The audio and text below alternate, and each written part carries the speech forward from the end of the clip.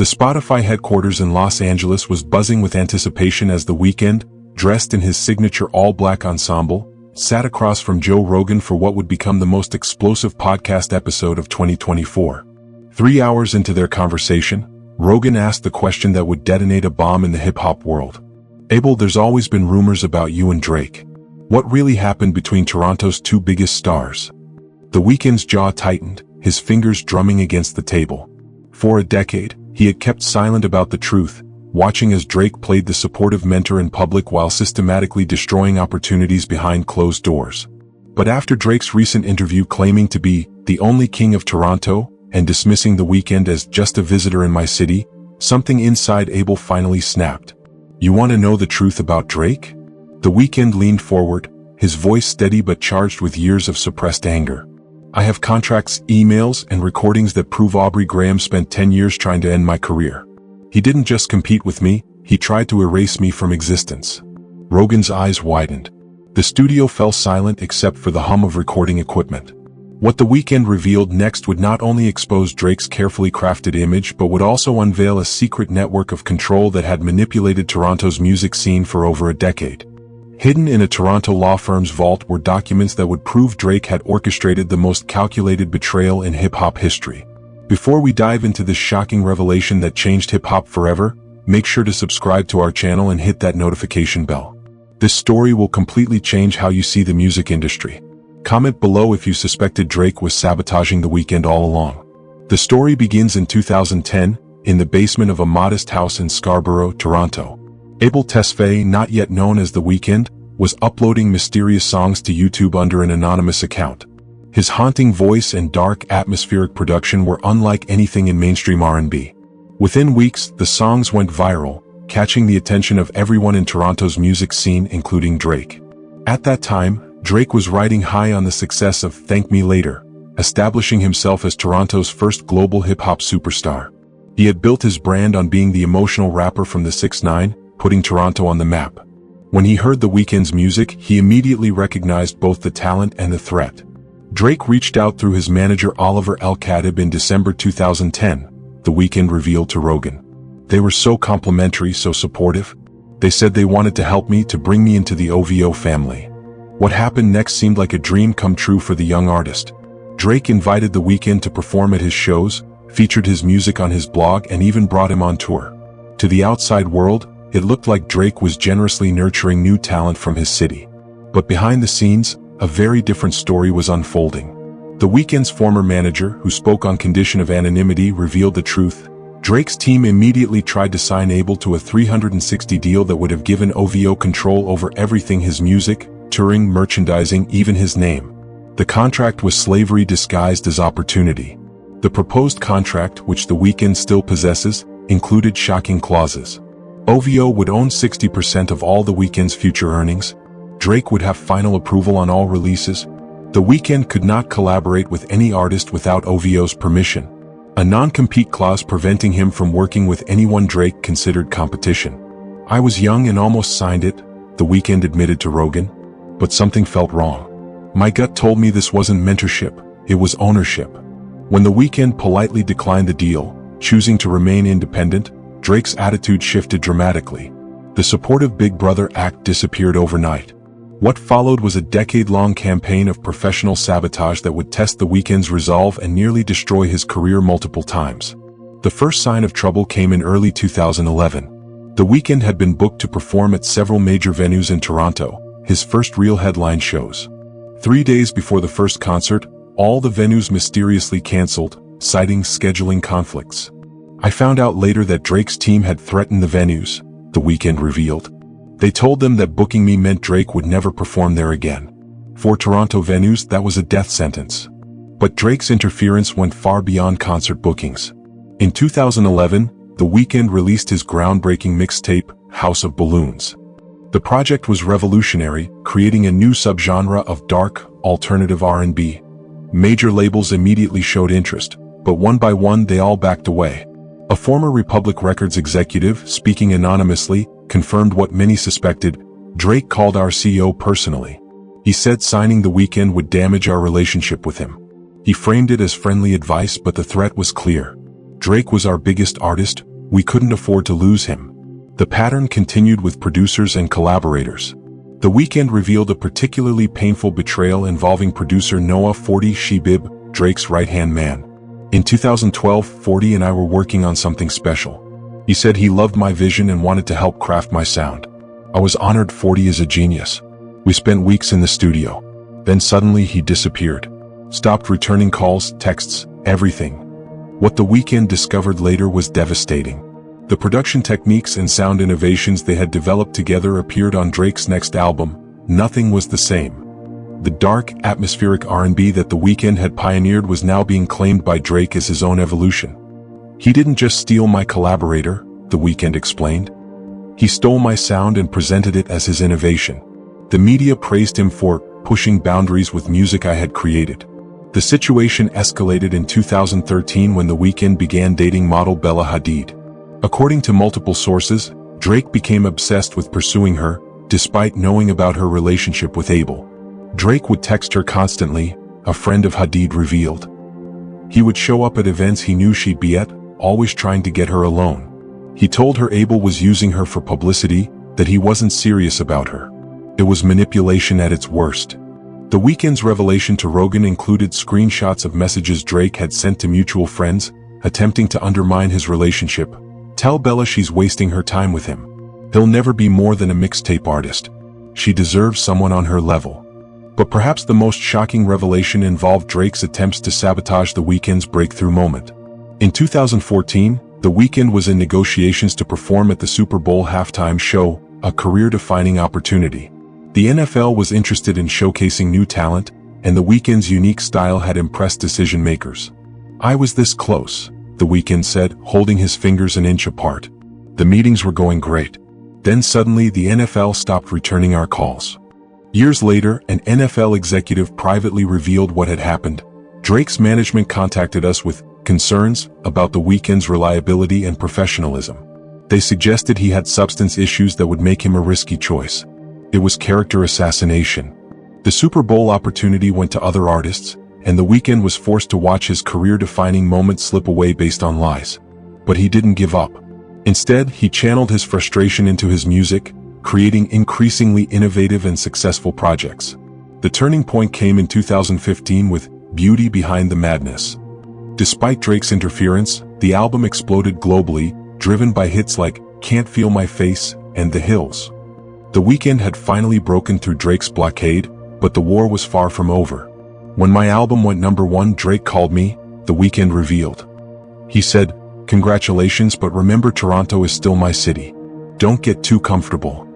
The threat was clear, but the Weeknd was no longer the uncertain young artist from Scarborough. He had built his own network, his own sound, and his own empire. However, Drake's sabotage attempts became even more desperate and vindictive. In 2016, Drake released Views, an album heavily focused on Toronto. But industry insiders noticed something strange. Every Toronto artist was featured or referenced except the Weeknd. It was a deliberate erasure, an attempt to write the Weeknd out of Toronto's musical narrative. He featured everyone from the city except me, the Weeknd told Rogan. Artists who had one mixtape got shout-outs, but the guy with multiple #1 hits from the same neighborhood? I didn't exist in Drake's version of Toronto. The psychological warfare extended to social media. Drake would post cryptic messages seemingly aimed at the Weeknd, calling out fake artists who forgot where they came from. He would throw lavish parties in Toronto and invite everyone from the music scene except the Weeknd, making his exclusion obvious and public.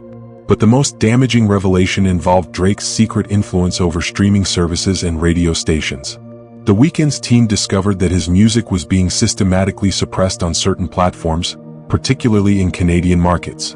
We had evidence that OVO was paying for our songs to be pushed down in algorithms, the Weeknd revealed. They had relationships with key people at streaming services. My music would mysteriously disappear from playlists, or be buried where no one could find it. A former Spotify employee confirmed this manipulation. There were definitely unusual patterns with the Weeknd's music in Canadian markets. Songs that were performing well globally would underperform specifically in Toronto. It wasn't organic. The situation reached a breaking point in 2020 when the Weeknd's After Hours album was snubbed by the Grammys despite massive commercial and critical success. While many attributed this to Recording Academy politics, The Weeknd revealed a darker truth. Drake's camp had been lobbying against me for years. They had relationships with voting members, spreading doubts about my authenticity, my artistry. They wanted to ensure I never got the recognition that would solidify me as his equal. Internal emails obtained by The Weeknd's legal team showed correspondence between OVO representatives and Grammy voters, subtly undermining The Weeknd's credibility and suggesting his success was manufactured and inauthentic. But karma has a way of balancing scales. While Drake was focused on sabotaging The Weeknd, Abel was focused on creating undeniable art. His 2020 Super Bowl halftime performance, the same opportunity Drake had stolen from him in 2014, became one of the most watched and celebrated in history. Standing on that stage, knowing he tried to take this from me, was the sweetest victory, The Weeknd said. Every obstacle he put in my path just made me stronger. The Weeknd then revealed the most shocking evidence to Rogan, a recording from 2018 of Drake speaking to his inner circle at an OVO planning meeting. The audio, obtained legally through a former OVO employee, captured Drake's obsession in his own words. Drake's voice on the recording: "Abel thinks he's winning, but I control this city. Every producer, every studio, every venue goes through me. We need to remind him that there's only one king in the 6ix9ine. I don't care what it costs, he doesn't get to win in my city." Another voice asks, "But what if he goes international? Bypasses Toronto entirely?" Drake responds, "Then we go international too. I have connections everywhere. The goal is simple: he can exist but never at my level. Never as my equal. The moment he thinks he's on my level, we end him." The recording sent shockwaves through the hip-hop community when The Weeknd played it on Rogan's podcast. Here was proof, in Drake's own voice, of a calculated campaign to destroy a fellow artist's career, not through competition, but through manipulation and sabotage. But The Weeknd wasn't finished. He revealed that throughout the years he had been documenting everything, every cancelled show, every lost opportunity, every instance of sabotage. His legal team had built a comprehensive case that could potentially result in hundreds of millions in damages. "I could have sued years ago," The Weeknd explained. "But I wanted to prove something more important, that talent can't be suppressed forever. That authenticity beats manipulation. That real art always finds its audience." The evidence The Weeknd presented painted a picture of Drake as deeply insecure, threatened by any artist who might challenge his supremacy. Former OVO associates began coming forward with their own stories, revealing a culture of control and fear within Drake's organization. One former OVO producer revealed, "Drake would have us analyze The Weeknd's music obsessively. He wanted to know every production technique, every melody pattern. It wasn't admiration, it was opposition research. He was studying his enemy." The revelation that hit hardest involved Drake's attempts to turn The Weeknd's own community against him. Drake had allegedly paid influential figures in Scarborough to spread negativity about The Weeknd, calling him a sellout who had abandoned his roots. "He tried to take my neighborhood from me," The Weeknd said, emotion creeping into his voice. "The place that made me, the people who raised me, he tried to turn them against me. That's not competition. That's cruelty." As the podcast episode went viral, the hip-hop community was forced to reckon with uncomfortable truths about power, competition, and artistic integrity. Many artists began sharing their own stories of being blocked or sabotaged by established figures who saw them as threats. The impact on Drake's carefully crafted image was immediate and devastating. The persona of the sensitive, supportive Toronto ambassador crumbled as fans realized he had been actively suppressing his own city's talent to maintain his throne. Major artists began publicly supporting The Weeknd. Kendrick Lamar tweeted, "Real kings build kingdoms. Insecure ones build walls." Jay-Z called The Weeknd personally, offering both support and business partnerships that had previously been blocked by Drake's influence. Perhaps most damaging was the response from Toronto itself. The city that Drake claimed to represent began turning against him. Local artists organized concerts celebrating The Weeknd's perseverance. Murals appeared overnight depicting The Weeknd breaking free from chains, with subtle references to OVO's owl logo. Drake's initial response was predictable: denial and deflection. He posted on Instagram, "Nobody stopped his success. He's one of the biggest artists in the world. Some people just can't handle competition and need to create narratives." But the evidence was too overwhelming. The contracts, emails, recordings, and witness testimonies painted a clear picture of systematic sabotage. Drake's team scrambled to control the damage, but every statement they released only seemed to confirm the Weeknd's accusations. The business implications were severe. Brands began distancing themselves from Drake, not wanting to be associated with someone who engaged in such anti-competitive practices. His streaming numbers, particularly in international markets, began to decline as fans voted with their playlists. Meanwhile, the Weeknd's revelation had the opposite effect on his career. His streaming numbers exploded as fans rallied around him. His story of overcoming systematic oppression resonated globally. He became more than just an artist. He became a symbol of artistic integrity triumphing over industry politics. In a powerful follow-up interview, The Weeknd reflected on the journey. "I spent years wondering if I was paranoid, if I was imagining the obstacles. Having it confirmed was both validating and heartbreaking. Drake could have been a mentor, a collaborator. Toronto had room for both of us. But his insecurity made him choose destruction over creation." The Weeknd also revealed why he had chosen to expose everything now. "I stayed quiet for a decade out of respect for the culture, for Toronto. But when he said I was just a visitor in my own city, after everything he did to try to drive me out, I realized silence was enabling him. How many other artists has he destroyed that we'll never know about?" Indeed, following the Weeknd's revelations, several emerging Toronto artists came forward with similar stories. Party Next Door, who had signed with OVO, revealed the suffocating control Drake exercised over his career. Tory Lanez shared how Drake had blackballed him from Toronto venues for years. The pattern was clear and undeniable. The legal ramifications were significant. While The Weeknd chose not to pursue a lawsuit, the revelations opened Drake up to potential legal action from other affected artists. Music industry lawyers began examining whether Drake's actions constituted tortious interference and anti-competitive practices. The cultural impact extended beyond music. The story became a case study in how established power structures in creative industries can suppress new talent. Business schools began teaching the Drake-Weeknd conflict as an example of how market dominance can be abused. For Drake, the fallout continued to worsen. His long-awaited album release was met with skepticism. Critics couldn't help but view his lyrics through the lens of insecurity and manipulation that The Weeknd had exposed. Lines that might have once seemed confident now rang hollow. The Toronto music scene, freed from Drake's stranglehold, began to flourish in new ways. Artists who had been afraid to challenge the status quo began creating fearlessly. Collaborations that had been forbidden under Drake's unofficial rule began happening organically. The Weeknd, for his part, handled his victory with grace. He didn't gloat or pursue further attacks. Instead, he focused on what he had always done best, creating innovative, boundary-pushing music. His next album, rumored to address the conflict directly, was anticipated as potentially his most personal and powerful work yet. In a particularly poignant moment, The Weeknd returned to perform in Toronto for the first time since the revelations. The sold-out crowd at Rogers Centre gave him a hero's welcome. During the concert, he addressed the situation directly. "Toronto made me who I am. No one can take that away. This city is bigger than any one person, any one ego. Tonight is for every artist who was told to wait their turn, to know their place. Your time is now." The concert was a celebration not just of The Weeknd's music, but of artistic freedom and authenticity triumphing over control and manipulation. Drake, notably, was spotted leaving the city that weekend, unable to face the celebration of the artist he had tried so hard to destroy. Industry veterans reflected on the broader implications. "This isn't just about Drake and The Weeknd," noted legendary producer Quincy Jones. "This is about how we as an industry either nurture new talent or try to eliminate it." Drake chose the path of fear. The Weeknd chose the path of persistence. We see which one wins in the end.